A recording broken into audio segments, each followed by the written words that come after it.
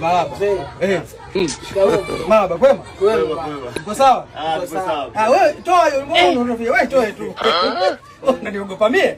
Wewe toe. Wewe tosio na wasiwasi. Naona hiyo kubwa hiyo.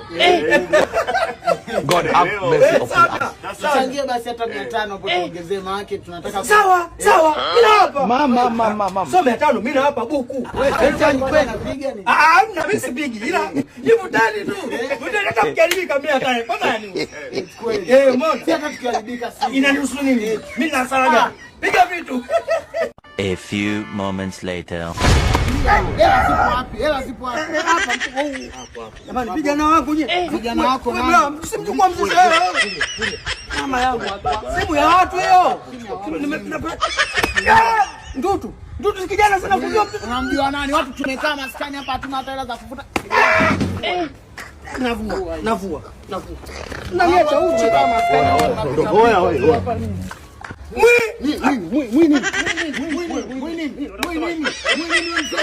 Bosi wenzi au sisi tusivuta tusichukue hela. Tunagawana mafao. Hivyo babu. Kausha hivyo. Kimya.